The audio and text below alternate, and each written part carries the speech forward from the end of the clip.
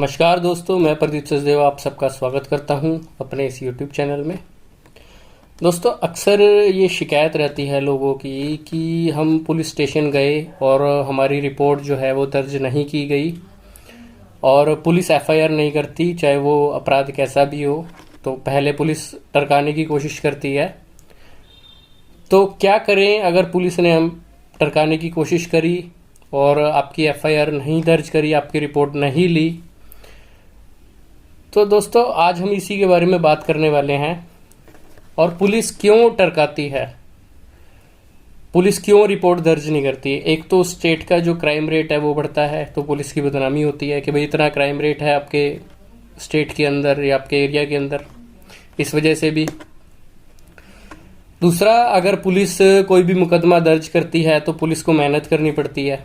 अब सरकारी बाबू हैं तो मेहनत तो दूर दूर तक कोई लेना देना नहीं, तो मेहनत करनी पड़ती है, उसके ऊपर पूरी रिपोर्ट बनानी पड़ती है, चार्जशीट करनी पड़ती है। इसमें पुलिस का खुद का भी खर्चा होता है, उसको 3-4 बार फोटो कॉपी करानी पड़ती है। हालांकि सरकार ये सारी फैसिलिटी पुलिस को देती है, फोटो कॉपी का वगैरह सब कुछ भी, लेकिन वर्कलोड इतना ज़्यादा होता है कि पुलिस को दूसरे से किसी से काम कराना पड़ता है, सीनियर से किसी से काम कराना पड़ता है। इस वजह से पुलिस चाहती है कि रिपोर्ट दर्ज ही ना हो, हमारे पास कम से कम रिपोर्ट आए और हमारा एक तो जो क्राइम रेट है वो कम रहे और दूसरा हमें मेहनत भी इतनी ना करनी पड़े। तो वो सेटलमेंट के ऊपर ही ज़्यादा जो देती है पुलिस। चलो ठीक है, हमारा ये मुद्दा नहीं है। हमारा मुद्दा ये है कि हम पुलिस स्टेशन गए और हमारी रिपोर्ट लेने से पुलिस ने मना कर दिया। जो भी ड्यूटी ऑफिसर बैठा हुआ है वहाँ पर, उसने हमारी रिपोर्ट लेने से मना कर दिया। सबसे पहले तो हमें लिखित में शिकायत लेके जानी है, या मौखिक भी हम दे सकते हैं। ये पुलिस की जिम्मेदारी है कि वो लिखे, लेकिन ऐसा होता नहीं है प्रैक्टिकली। हमें लिखित में शिकायत देनी होती है, तो लिखित में शिकायत हमें 2 कॉपी लेके जानी होती है। वहाँ पर डायरी होगा सबसे पहले, फिर पुलिस उसको इन्वेस्टिगेशन ऑफिसर को मार्क करेगी। ये उनका इंटरनल प्रोसेस ये रहता है। फिर इन्वेस्टिगेटिंग ऑफिसर जो है वो उसकी जांच करेगा, उसको पढ़ेगा, फिर वो 154 CRPC में उसको दर्ज करेगा, फर्स्ट इंफॉर्मेशन रिपोर्ट को। अगर कॉग्निजेबल ऑफेंस है तो, संज्ञेय अपराध है तो, अगर नॉन कॉग्निजेबल है, असंज्ञेय अपराध है, तो वो 155 CRPC में वो NCR काट के देगा। तो NCR काट के देगा, उसके बाद आप मजिस्ट्रेट के पास भी जा सकते हो उसको लेकर के CRPC 200 में। उसके बारे में भी बात करेंगे। तो ये तो हो गया पुलिस का प्रोसेस। अब पुलिस के पास आपने अक्सर ये देखा गया है कि आपने डायरी तो करवा दिया, IO को मार्क भी हो गया, अब पुलिस ने जो है उसके अंदर कोई कार्रवाई नहीं करी, आपको ही उल्टा समझा बुझा के वापस भेज दिया या धमका के वापस भेज दिया। पुलिस ने कार्रवाई नहीं करी, एक्यूज पर्सन से उसकी क्या मिली भगत थी क्या नहीं थी, ये एक अलग विषय हो गया। तो अल्टीमेटली पुलिस ने कार्रवाई नहीं करी, जो इन्वेस्टिगेटिंग ऑफिसर है। उसके बाद आपने क्या करना है, 154 सबसेक्शन 3 में ये मेंशन है कि आप उस पुलिस वाले की शिकायत उसके सीनियर से, यानी कि जो पुलिस अधीक्षक है, यानी कि DCP हो गया या SP हो गया, उसको आप लिख सकते हो, या कमिश्नर ऑफ पुलिस हो गया, उसको आप लिख सकते हो। तो आपने उसको भी लिख दिया, वो भी मार्क होके वहीं पुलिस स्टेशन में आ गई, या उन्होंने भी कोई संज्ञान नहीं लिया आपकी कंप्लेंट पे, तो उसके बाद क्या करोगे। वैसे नॉर्मली देखा गया है कि अगर आप DCP को या SP को लिखते हैं तो वो हायर लेवल जो ऑफिशियल्स होते हैं काफ़ी समझदार होते हैं और वो समझते हैं ये सारी चीज़ें।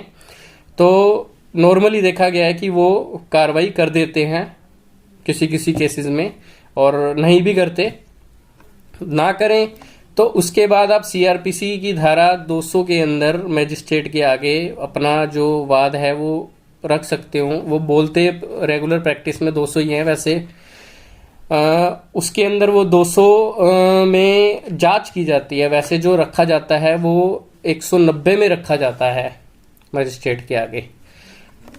तो 200 में वो जो मजिस्ट्रेट है उसकी जांच करेगा CRPC 200 में।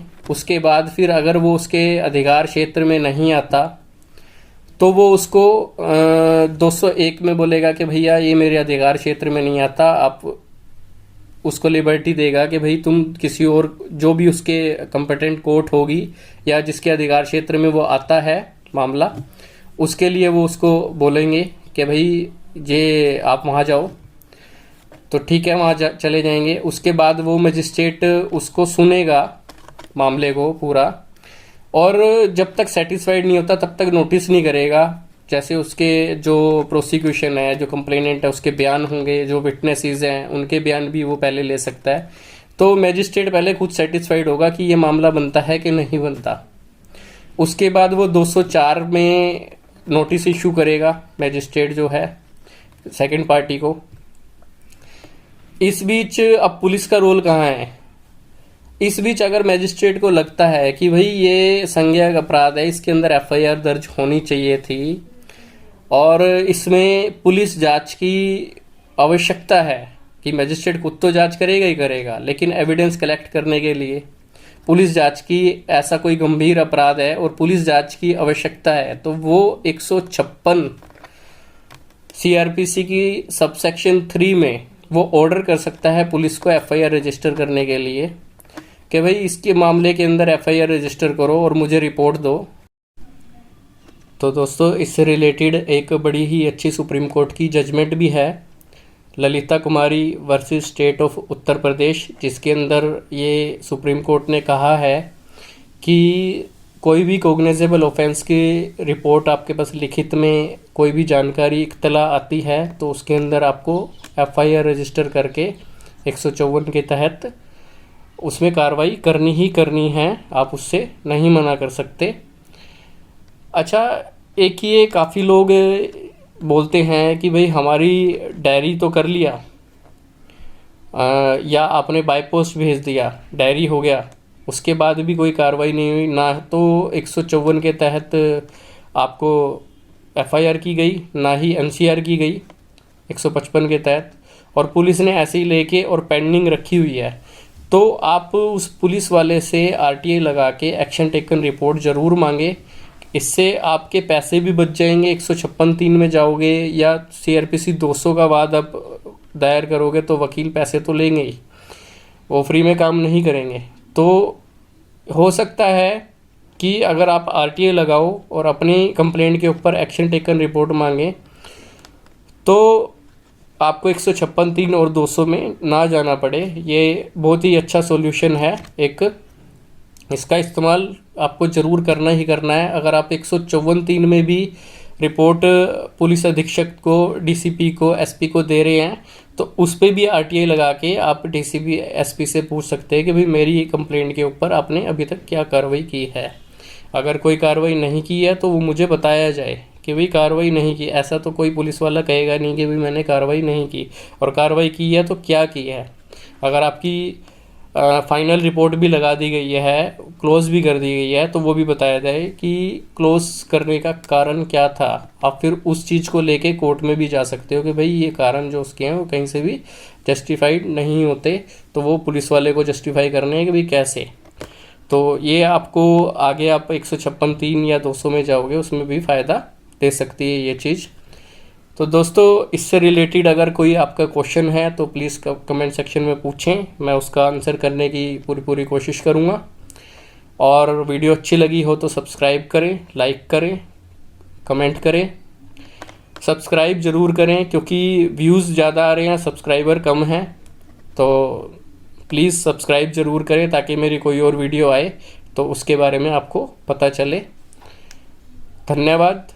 जय हिंद।